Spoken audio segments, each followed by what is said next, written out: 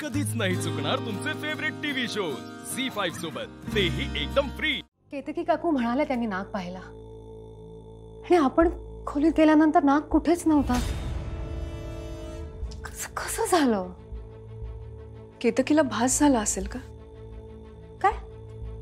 आत्ता घरात भीतीचं वातावरण आहे आणि आपण जेव्हा एखाद्या गोष्टीचा दिवस रात्र विचार करतो किंवा एखादी गोष्ट सतत आपल्या डोक्यात घोळत राहते ना, तेव्हा आपल्याला जागोजागी तीच गोष्ट दिसायला लागते किंवा त्या गोष्टीचा भास व्हायला लागतो।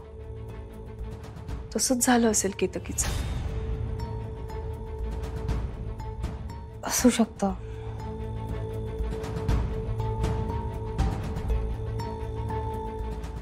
रात्या मगासपासून एक खूप महत्त्वाची गोष्ट तुम्हाला सांगायची आहे। मी तुम्हाला म्हणाले ना, आज रुपाली म्हात्रेने केतकी काकूंवर हल्ला केला। सकाळपासून केतकी काकूंची मान दुखत होती आणि रुपाली म्हात्रेने त्यांच्या मानेलाच स्पर्श केला होता आणि त्यानंतर केतकी काकूंच्या वेदना थांबल्या। असं कसं होऊ शकतं? नाही नाही, अथ्या मनोरमा आजीची शक्ती।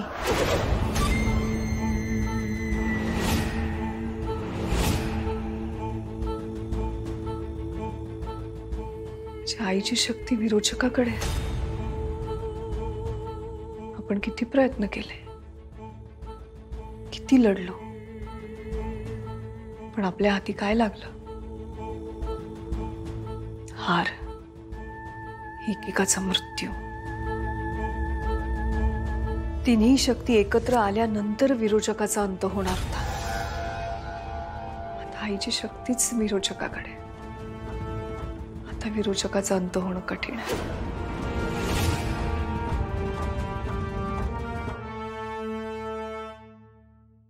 आपण हरलो नेत्रा। नाही आत्या, आपण हरलो नाही। आपल्याला माहिती आहे विरोचक हा साधासुधा राक्षस नाही।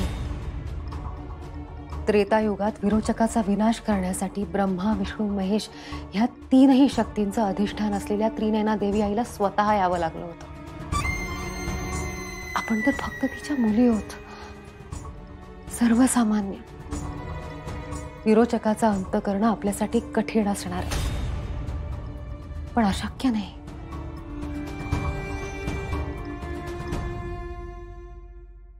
मी येऊ का? ये ना, तुझीही खोली आहे। असते का? सॉरी, मगाशी मी खूप चिडले तुझ्यावर।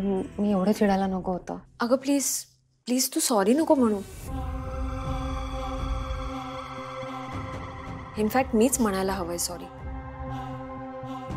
ज्या कामासाठी मी इथे आले ते काम मी करू शकलेले नाहीये। ऑब्व्हियसली तुला राग येणं खूप साहजिक आहे। तसं नाही, पण मी एवढं बोलायला नको होतं तरी। इट्स ओके, प्लीज सॉरी नको म्हणू। ऍक्च्युली मी मगाशी मेडिकल स्टोअरमध्ये गेले होते आणि नेमकं त्याच वेळेला घरात हे सगळं घडलं। बट एनिवे, मी आत्ता घर अख्खं चेक केलंय, कुठेही नाग नाहीये। इनफॅक्ट नाग आहे असं मला कुठे सेन्सही झालेलं नाहीये, त्यामुळे डोंट वरी। काय माहित, मग कदाचित केतकी काकूंचा गैरसमज झाला असेल, माहित नाही। ठीक आहे, बघ जे झालं ते झालं, पण आता यापुढे मी सुद्धा न सांगता बाहेर नाही जाणार। I am also very sorry. तू प्लीज आता सॉरी नको म्हणू, तू लाजवतेस अगं मला। नाही ग, मला खरंच खूप गिल्ट आहे। आजींना तर मी वाचवू शकले नाहीच, पण ऍटलीस्ट त्या नागाला तरी पकडून देते, बस एवढीच इच्छा आहे माझी।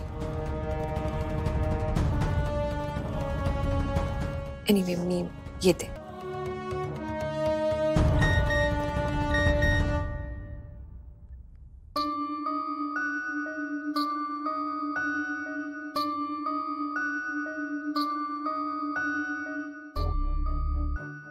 मला निघायला हवं। शेखर वाट बघतायत। बुवांना शोधायला जायचंय।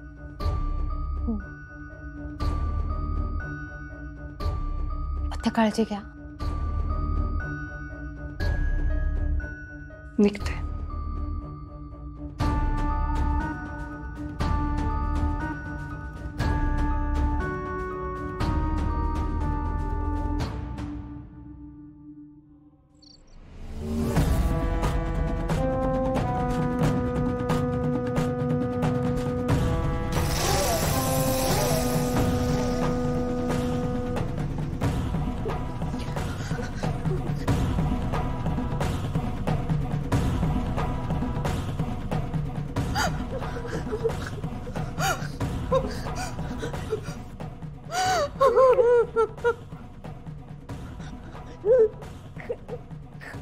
सासूमा, राक्षसमा, आम्हाला मारू नको प्लीज. प्लीज आम्हाला इथून जाऊ दे. आम्हाला इथून जाऊ द्या ना प्लीज. इथून कशाला? या जगातूनच नाहीसं करते ना तुम्हाला. प्रश्नच मिटला. हे बघा, तसं काही तुमच्याशी वैर नाही माझं. फाल्गुनी, तुझ्या बाळाला मारलं मी,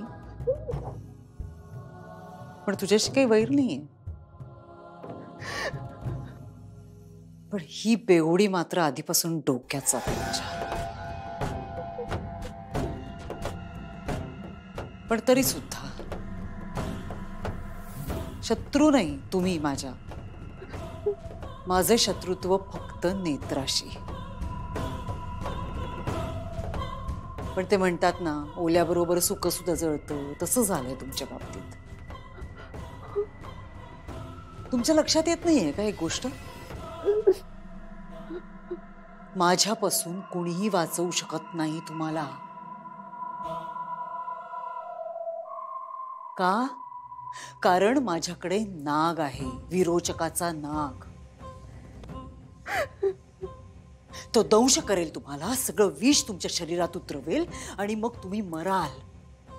तुमचं शरीर असं काळं निळं पडेल. त्या म्हातारीचं शरीर पडलं होतं ना काळं निळं, तसं. आठवतंय ना? किती वेळ हे असं भिजत घोंगडं ठेवणार आहे? सोक्षमोक्षच लावून टाकूया.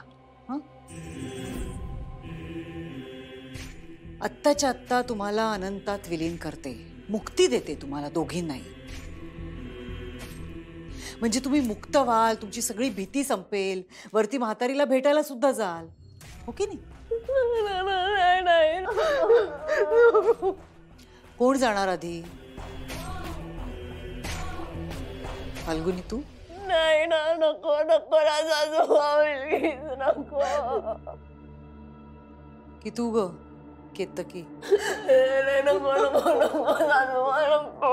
अगं नको कसं? नको.